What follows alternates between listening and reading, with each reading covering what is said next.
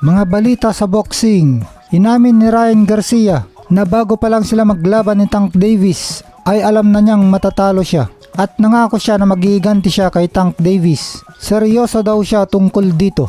Sabi ni Ryan Garcia na bago pa man daw magsimula ang laban nila ni Tank Davis, dun pa lang sa locker room ay alam na nga daw ni Ryan Garcia na matatalo siya dahil pakiramdam daw niya noon ay napakahina niya. Hindi daw malakas ang kanyang mga suntok, kaya dahil sa nanghihina daw siya at natamaan niya ng solido si Tank Davis sa round 2 ay binalak niyang tapusin na agad ang laban at in-knockout itong si Davis. Ay dahil nga nanghihina daw siya kaya gusto na niya itong tapusin ng maaga. Ang kaso nakarecover daw si Davis at pinabagsak siya. Bumagsak nga si Ryan Garcia sa second round dahil sa banat na counter left hook ni Davis. At sa round 7, isang body shot ang ipinatama sa kanya ni Davis at doon na nagtapos ang laban.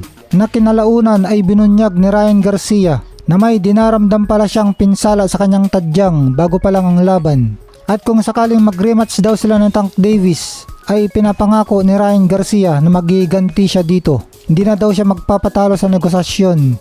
Doon kasi sa kanilang unang laban ay pinababa ng timbang itong si Garcia sa 136 pound catchweight. Tapos nagbigay pa ng rehydration clause itong si Tank Davis. Kaya ito ang itinuturong dahilan ni Ryan Garcia. Kaya siya nanghina. Kaya alam na niya na matatalo siya. Kaya bago pa lang ay alam na niya na matatalo siya. Hindi na daw siya magpapatalo sa mga patakaran ng kanilang bakbakan. Pero kahit pa daw dinaya siya ni Tank Davis sa mga termino ng laban ay magiging pares pa rin daw itong si Ryan Garcia.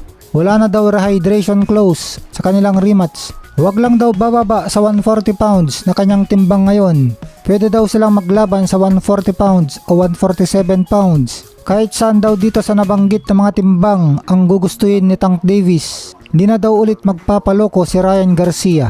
Nakabawi naman na si Ryan Garcia mula sa kanyang pagkatalo kay Davis sa pag-score niya ng 8-round knockout kay Oscar Duarte noong December. Sa kasalukuyan ay nakikipagnegosasyon itong si Ryan Garcia kay top 10 pound for pound WBC champion Davin The Dream Haney. Positibo daw ang nangyayaring negosasyon sa kanila ni Davin Haney at kumpiyansa si Ryan Garcia na mapapaganap ang kanilang bakbakan ni Davin Haney. Samantala itong si top rank promoter Bob Arum ay pinapabalik itong si Shakur Stevenson mula sa kanyang pagre-retiro na ang mga laban na gusto ni Shakur Stevenson kontra Emmanuel Navarrete at Vasily Lomachenko ay hindi pa daw kasi posible sa kasalukuyan dahil ang mga nabanggit na boksingero ay sinasamantala ang mga available na world title fights para sa mga bakanteng belt sa lightweight. Sa palagay ni Bob Arum ay kailangan daw maging matyaga itong WBC lightweight champion na si Stevenson na may record na 21 wins with 10 knockout at wala pang talo na nagretiro kamakailan. Dahil sumamang loob na hindi makuha ang laban kina Loma at Navarrete dahil darating naman daw mga gusto niyang laban sa tamang panahon. Pansamantala daw sabi ni Bob Arum ay marami pa naman daw kawili-wiling laban para kay Shakur sa lightweight division at maaari niya itong samantalahin. Bagamat hindi sinabi ni Arum kung sino ang makakalaban ni Stevenson. Itong gusto daw na makalaban ni Shakur na si Emmanuel Navarrete na ngayon ay WBO 130 pound champion ay aakyat na sa 135 division. Nahihirapan nga daw itong sa Bob Arum na ayusin ang laban ni Shakur kay Navarrete dahil ayaw naman daw tumanggap ng maliit na kita itong si Shakur. Samantala nabigyan naman ng magandang opsyon si Navarrete ng WBO na nag-utos kung gusto niyang lumaban para sa titulo sa bakanteng WBO 135 pounds belt para labanan si Denis Berencik na tinanggap naman ni Navarrete kaya tuloy na ang kanilang bakbakan. Tungkol naman daw sa isa pang bata ni Bob Arum na si Vasily Lomachenko na gusto rin makalaban ni Shakur Stevenson ay nabigyan daw kasi ng napakalaking offer itong si Lomachenko para labanan sa Kambosos para sa bakanteng IBF lightweight title sa Australia sa May 12 kaya kinuha na ni Loma ang laban na ito. Si Shakur ay WBC 135 pound champion kaya marami naman daw magagaling na fighter na kalabanin niya. Sigurado naman daw na balang araw ay mapapaganap ang laban ni Shakur at Lomachenko kapag naging matagumpay daw itong sa Lomachenko kay Kambosos at malamang din daw mapapaganap ang laban ni Shakur at Navarrete kapag nanalo si Navarrete at maging WBO 135 pound champion. Ayon pa sa veteranong promoter Lahat daw ay makukuha sa pasensya. Napakahusay daw na talento ang taglay ni Shakur. Ganon daw talaga ang mga boksingerong may taglay ng napakahusay na talento na katulad ni Shakur. Gusto nila na malalaking laban na ngayon na, pero hindi daw ganoon ang nangyayari sa boxing. Naintindihan daw ni Bob Arum ang pagkadismaya ni Stevenson at kailangan daw nitong magmuni-muni at mapagtanto niya na kailangan niya maging mapagpasensya at ang malalaking laban daw ay darating din sa kanya. Samantala, nakatakda namang lumaban itong world-rated Cebuano boxer Kevin Jake KJ Cataraha kontra kababayan din na si Jun Blaso sa isang non-title bout. Magiging undercard sila sa bakbakan ni na Raymart Gabalio at Pai Parob na isang regional title showdown sa Maidas Hotel sa Manila. Isang taon din na bakante sa pakikipaglaban nito sa Cataraha. Ang kanyang huling laban ay noong February 11, 2023 kontra Edward Heno para sa OPBF title, kung saan pinanalunan niya ito ng unanimous decision at ginanap ito sa General Santos City. Ang 28-year-old na si Cataraha ay wala pang talo, may 16 wins at 13 knockout. Dahil sa inactivity ay nawala si Cataraha sa top 10 sa World Super Flyweight Rankings. Sa ngayon ay number 13 siya sa WBA at number 11 naman sa IBF. Ang kanyang makakalaban na si Blaso ay edad 31, taga Leyte. May record na 16 wins with 12 knockout, may 8 talo at 3 tabla. Si Blaso ay dating WBC Asian Continental Bantamweight Champion.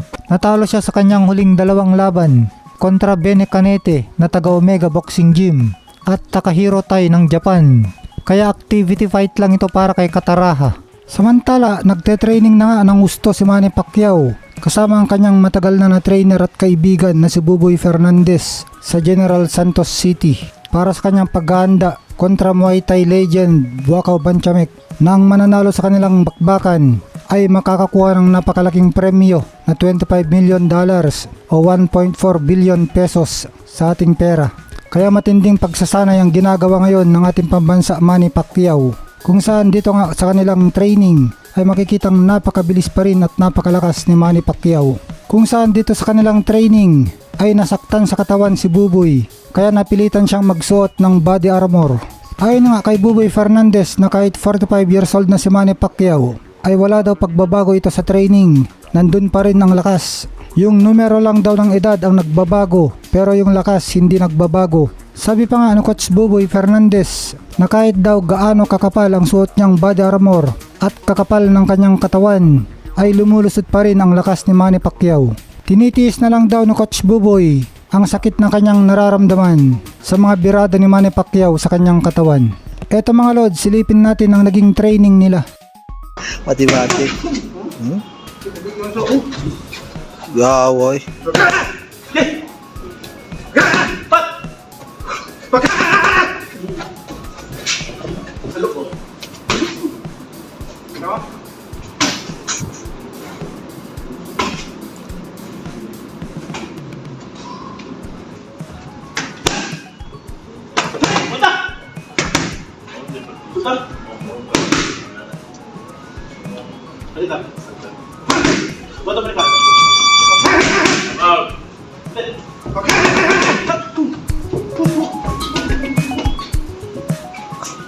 Dre bam. Oh, di na kaya. Kailangan niya na mag-body armor. Bulletproof. Tulod ba? Tulod. Pasok ka dun, bam. Ron? Agar kamay na. La.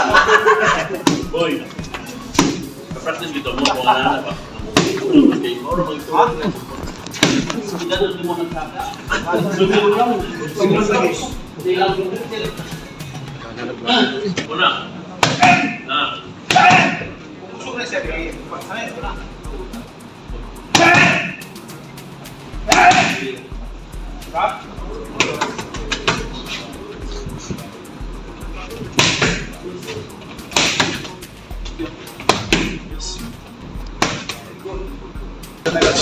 First day. Binanatan ka ni Brad mo ah. First day funny. Pero masaya. Alam mahirap ang training pero kailangan mo mag-isip. Ang masasabi ko sa training, walang nagbago sa sino. Yung lakas, ganun pa rin. Yung number lang na nagatag tumakas ang nagbabago. Pero yung suntok at lakas, determination. Diba? Kita nyo ko, kung gano'ng kakapal yan, kung gano'ng kakapal katawan ko, lumulusot pa nga. Pero ano eh, dinodoble mo pa kot kanina eh. Oo. Doble mo pa pero talagang ano, Yabang na lang yun. bukas na naman, huwag mong pilitin. Bugbog. Tinitis ko na lang.